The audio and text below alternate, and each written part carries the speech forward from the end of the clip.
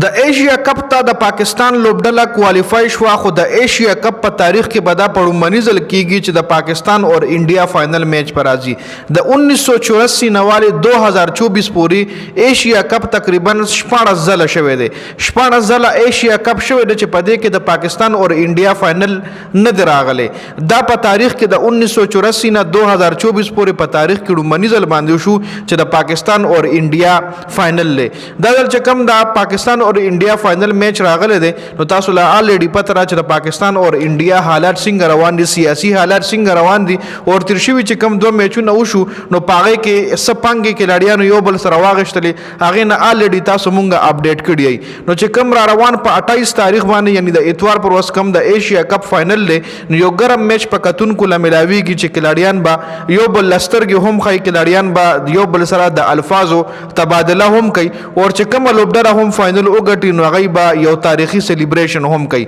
کچره پاکستان دا ایشیا کپ دا فائنل د انډیا نه دازل وګټلو نو دازل با په کرکټ کې ډیر سیاسي مداخلت کیږي چې پای کې با کلاډیان هم سیاسي مداخلت کوي او ډیر قراره جواب با یو بل تور کوي.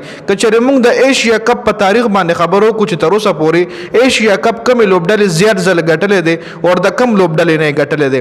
کچره موږ وګورو نو ایشیا کپ 14 ځله شوی دی، په 14 ځلو کې 8 ځله ایشیا کپ انډیا ګټلې دي، 6 ځله سریلانکا ګټلې دي او 2 ځله پاکستان ګټلې دي. بنگلاديش هم ایشیا کپ نه دی ګټلې، افغانستان هم ایشیا کپ نه دی ګټلې، چونکه افغانستان خو ایشیا کپ کې انټری ډېر لیټ شوی دا. په ایشیا کپ کې د یو ای ای انټری هم ډېر مخکې شوی و.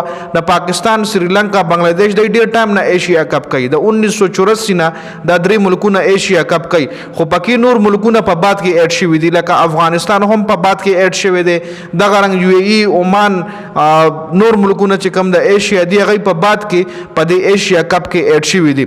خو زیات ځل چې کوم ایشیا کپ ګټل شوی دی هغه د انډیا لوبډلې ګټلې دي 8 ځله.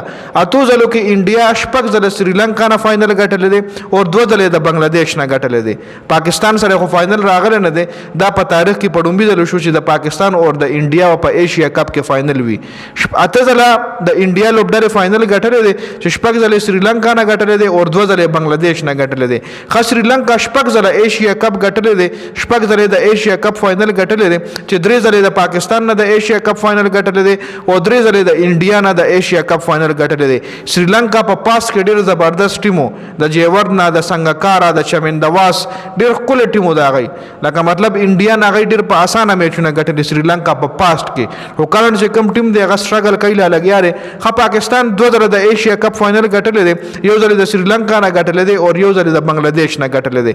د پاکستان او د انډیا د ایشیا کپ فائنل په پاست کې نه دی شوی. اوس 28 تاریخ د پاکستان او انډیا فائنل پر راځي، ګورو با چې دا فائنل به څوک ګټي.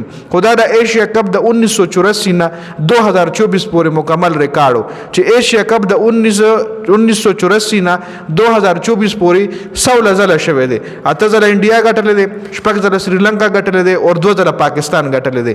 دا 19م سیریز دی، 19م ایډیشن دی د ایشیا کپ چې دا به څوک ګټي. په 28 تاریخ باندې به مکمل رزلټ زموږ مخې له پروت دی ان شاء الله.